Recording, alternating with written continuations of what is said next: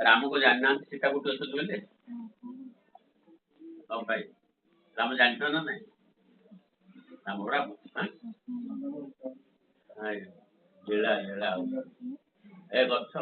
ए लता सीता भाई गोटे मोबाइल था तले लीला जटन मोबाइल आसी आमर যেটা কুচকোগানে যাওয়া ହେଲା ସମସ୍ତଙ୍କ ମୋବାଇଲ ଅଲ୍ ଟାଇମ୍ ଚାଲିଛି ନା ରାମ ଜାଣିଛନ୍ତି ନା ନାଇଁ ରାବଣ ତାକୁ ଦେଇକି ଅନୁକୂଳ ରଖିଛି ସୀତା ଜାଣିଛନ୍ତି ନା ନାଇଁ ରାମ ବର୍ତ୍ତମାନ ହେଲା ସମସ୍ତେ ସବୁ ଜାଣିଛନ୍ତି କାରଣ ଇଏ ଆଦ୍ୟ ଶକ୍ତି ସୀତା ଯିଏ କମନ ସାଧାରଣ ଜୀବନ ହେଲା ସମସ୍ତେ ସବୁ ଜାଣିଛନ୍ତି ଜଗତ ଲୀଳା କରିବା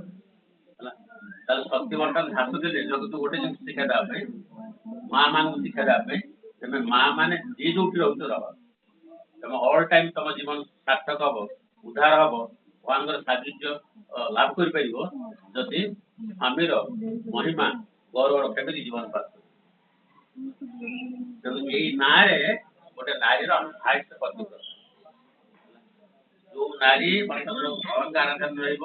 ସ୍ୱାମୀର ଆରାଧନା ରହିବ ତା ନାଁ କଣ ରହିବ ସତୀ ସତୀ ସତୀ ହଉଛି ଚିରନ୍ତନ ପତିବ୍ରତ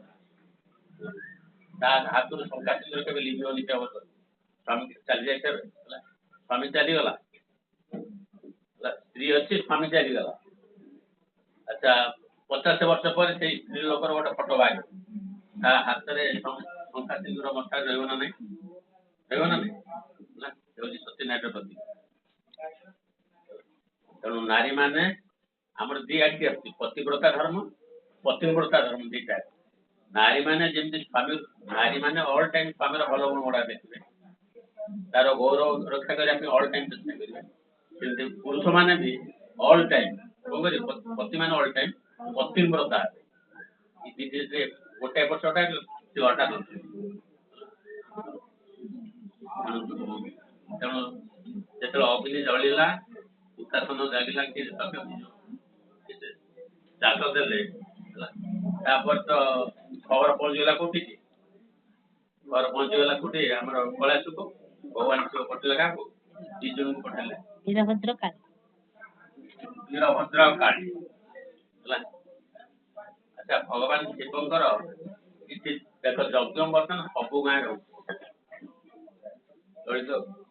ସବୁ ଗାଁରେ ବର୍ତ୍ତମାନ ଯଜ୍ଞ ଏତେ ଯଜ୍ଞ ହଉନି ହେଲା ତଳୁ ଉଠିବ ଅଗ୍ନି ଉପରୁ ଢଳା ହବ ଘିଅ କିଏ ବେଶୀ କଷ୍ଟ ପାଉଛି ଅଗ୍ନି ନା ଘିଅ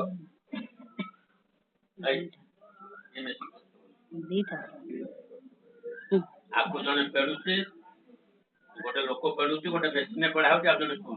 ବେଶୀ କଷ୍ଟ କିଏ ଭୋଗିଲା କିଏ କରିପାରିବ ଲିନା ଦେବୀ କହ ଆକୁ ଜଣେ ପେଡୁଛି ଗୋଟେ ମେସିନରେ ପଢା ହଉଛି ଆଉ ଜଣେ ପିଇବ ତିନିଟା ଲୋକ ରହିଲେ ହେଲା ବେଶୀ ଦୁଃଖ କିଏ ପାଉଛି ଆକୁ ପେଡା ହଉଛି ପାଟି ଥଣ୍ଡା କରୁଛନ୍ତି କେତେ ମିଠା ପାଟି ସେମିତି ନାରୀ ମାନେ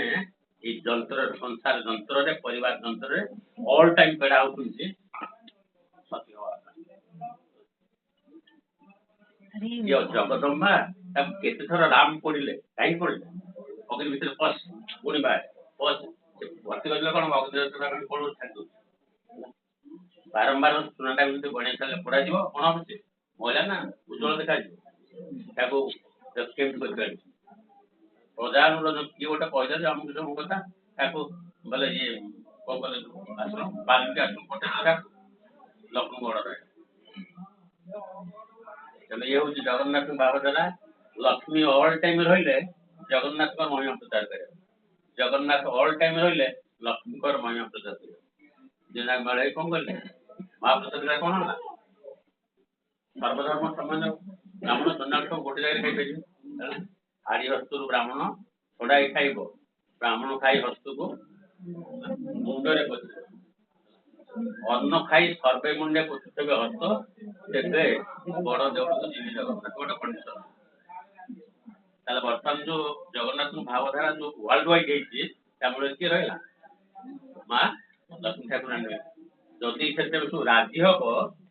ବ୍ରାହ୍ମଣ ଚଣ୍ଡାଳ ସବୁ ଏକାକାର କରିବ ତାହେଲେ ମୁଁ ଯିବି ଦି ଜଣ ଯାକ ତ 12 ବର୍ଷ କାଳ ଦି ଯାକ ପୁରା ବୁଲି ବୁଲି ହାଲିଆ ବଳଭଦ୍ର କହିଲେ ଆରେ ନତୁ କରିଦେବା ଭାଗ ଚାଲ ଯିବା। ତେଣୁ ରାମ ଅବତାରରେ ତେଣୁ ଦେଖ ଭଗବାନ ଶିବ ଅଲ ଟାଇମ ସତୀଙ୍କର ବିନା ବର୍ତ୍ତମାନ ଦେଖ ଶିବଙ୍କର କୃପା ପାଇବା ଶିବଙ୍କର ମହିମା ଜଗତରେ କେହି ପ୍ରଚାର କରିପାରିବେନି। ମୁଁ ବ୍ରହ୍ମା ତମେ ଜାଣିଛ ମହାଶିବରାତ୍ରିରେ ବ୍ରହ୍ମା ବିଷ୍ଣୁ ତାଙ୍କ ଆଦର୍ଶ ପାଇଲେ। ଶିବଙ୍କର ମହିମା କାହାକୁ ଜଣକୁ ଦାୟିତ୍ୱ ଦେଇକି ପ୍ରଚାର କରିବା। ମନ୍ଦିରରେ ଯେତେବେଳେ ସେ ଜଳସାଇ କରୁଛେ ଥଣ୍ଡା ହେଇଗଲେ ବୁଢା ବରଦ କାରଣ ସେ ଅଲ ଟାଇମ ବିଷୟରେ ଜଳୁଛି। ବେଲପତ୍ର ଟିକେ ଖାଇଦେଲେ ସେ ବରଦ କାରଣ ବେଲପତ୍ର ହଉଛି କଣ କରିବ ବିଷୟଟାକୁ ପ୍ରୋସେସ ଏହାର ତୁଳସୀ ପ୍ରିୟ ତାର ବେଲପତ୍ର ଯୋଉ ଜଳସାଇଟା ହଉଛି ଜଳସାଇଟା କାହାର ଜଳସାଇ ଶିବଙ୍କର ନା ଶିବାଙ୍କର ଶିବଙ୍କର ଜଳସାଇ ହଉଛି ଶିବଲିଙ୍ଗ ତଳେ ଶକ୍ତି ଲିଙ୍ଗ ଅଛି ହେଲା। ତେଣୁ ଶିବ ପୂଜା ତ ଉଭୟଙ୍କର ପୂଜା ହଉଛି କାର ଶିବ ଆଉ ଶକ୍ତି। ବିନ୍ଦୁନାଦ ମହାଲିଙ୍ଗମ୍ ବିନ୍ଦୁନାଦ